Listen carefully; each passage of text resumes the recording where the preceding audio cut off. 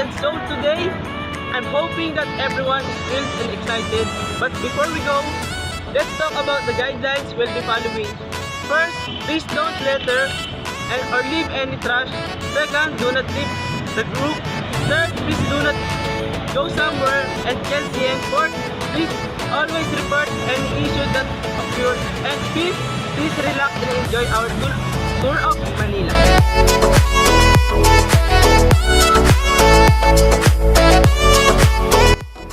Our first destination is Quiapo Church, also called the Minor Basilica and National Shrine of Jesus Nazareno. Black Nazarene is a well-known basilica located in Quiapo area of Manila, Philippines. It is also referred to canonically as the St. John the Baptist Parish, the Black Nazarene, a mysterious black statue of the Jesus Christ. Preserved there is the present rector of the basilica, which is overseen by the Archdiocese of Manila within the Jose de Trozo Vicariate, St. John Rufino C. Jr.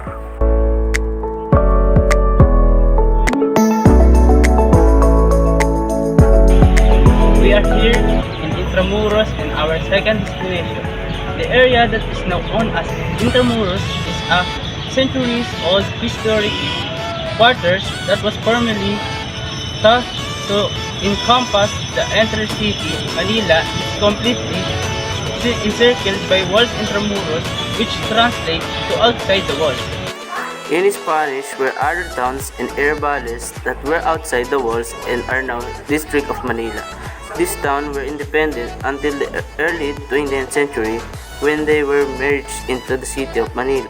From the colony's founding in 1571 until 1865, Intramuros housed the Governor General of the Captaincy General of the Philippines, a component realm of the Spanish Empire.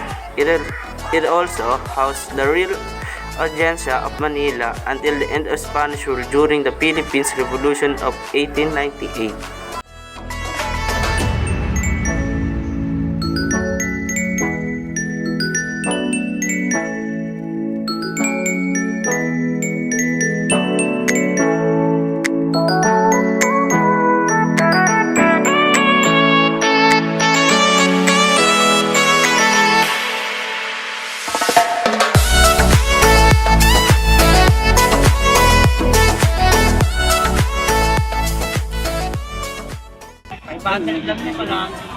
Morning tourists, we are here at the third destination, Manila Cathedral.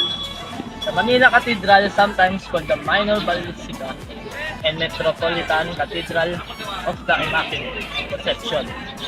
It's the Cathedral Church of the Latin Catholic Archdiocese of Manila and a minor basilica of the Catholic Faith. It is devoted to the Immaculate Conception of the Blessed Virgin Mary, the primary patroness of the Philippines, and it is situated in Intramuros, the medieval walled city of Manila.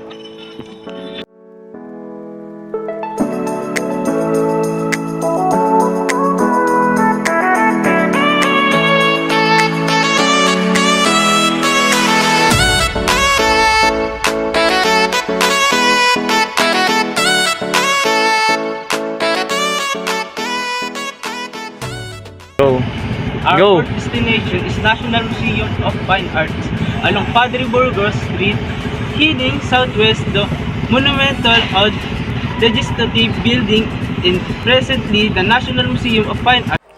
The building designed by Ralph Harrington Doan, Antonio Manialoc Toledo, and Juan M. Arellano was built between 1918 and 1926. Doan, with the assistance of Toledo, designed the building originally as the National Library. The building began its construction in 1918, was delayed for lack of funds, and was decided to become the Legislative Building. Arellano revised the plan by adding the fourth floor and the chambers for legislature, changing the central face in incorporation, ornamentation, and sculpture work. In February 1945, the Japanese first used the building and its premise as their stronghold and modified in their defensive installations. And the building north and south wings were heavily damaged. The building was rebuilt in 1949, maintaining its original building footprint and 4 stories height but with the less ordinate face articulation.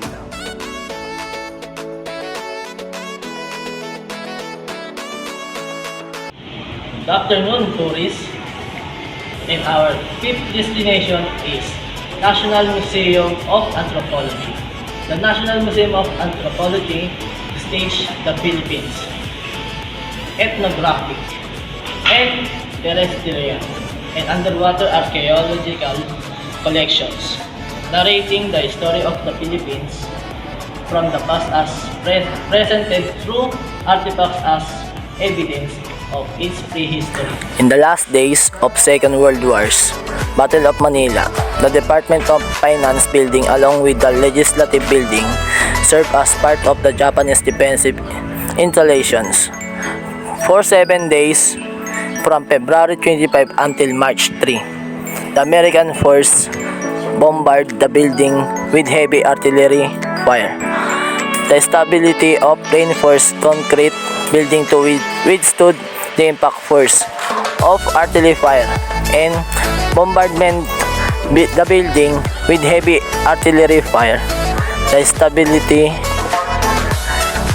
and of reinforced concrete buildings to withstood the impact force of artillery fire and bombardment was tested such the building northeast walls and roofs disintegrated, settled, and bent.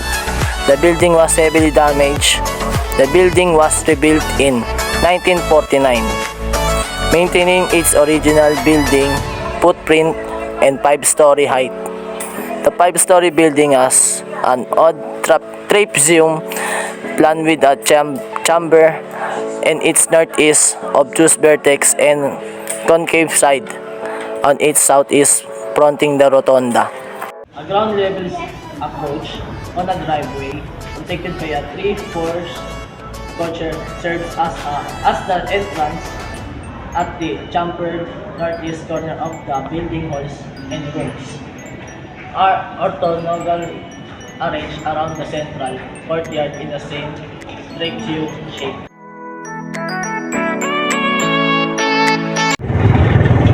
Good morning, tourists. Our sixth destination is Binondo, Lahi, Chinatown. Manila's Chinatown is located in Binondo.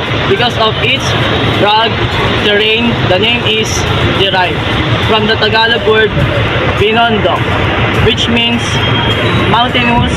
The world's first Chinatown neighborhood was established in 1594 by Spanish Governor Luis Perez das Marinas, initially intended of Chinese immigrants who converted to Catholicism. The district is currently home to a heterogeneous community made up of Sanglays, people with pure Chinese heritage, Spaniards, Americans, and Japanese, because Binondo was popularized at the time among newcomers to Manila. The main draws of Binondo are its old church and temples as well as its great shopping and Chinese eateries.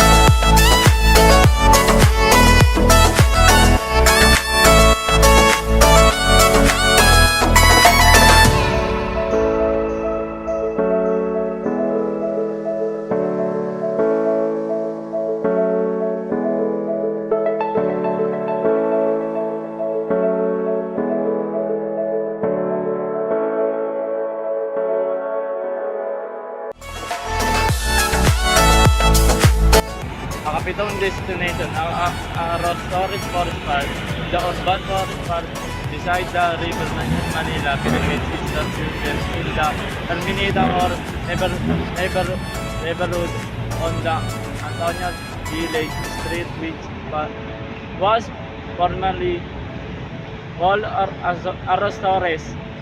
The 2.hectare 5.4 acre part was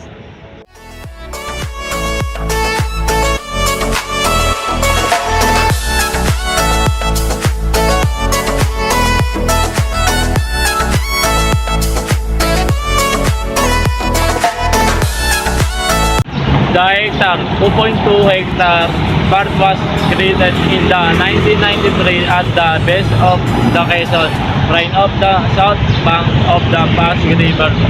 In his home, 10 different church stage and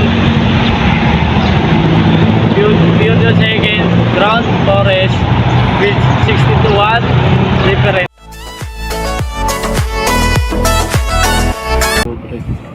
Good afternoon everyone.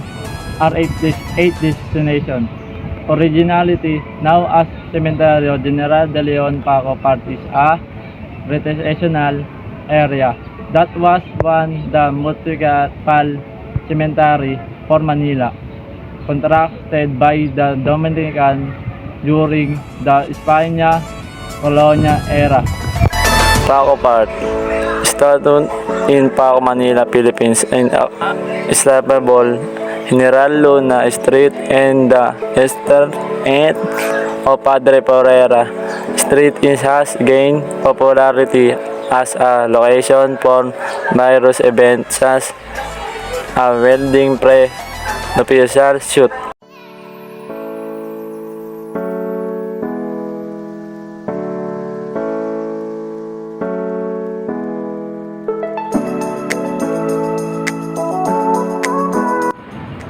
And last destination, SM MOA of Asia, one of the biggest shopping center in Metro Manila.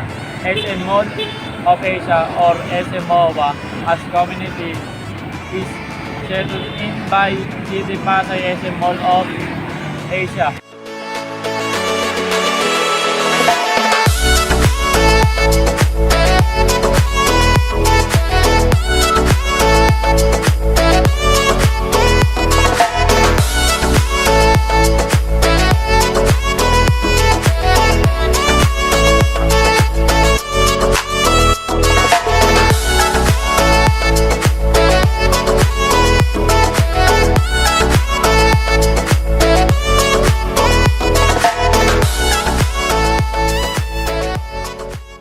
Of SM Mega Mall.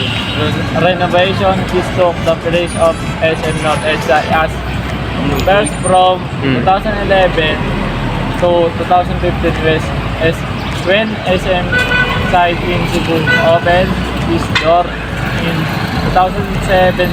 This was the largest mall in the nation. Now, that's the end of our tour for today, everyone. I hope you had fun discovering everything there is to know about Manila.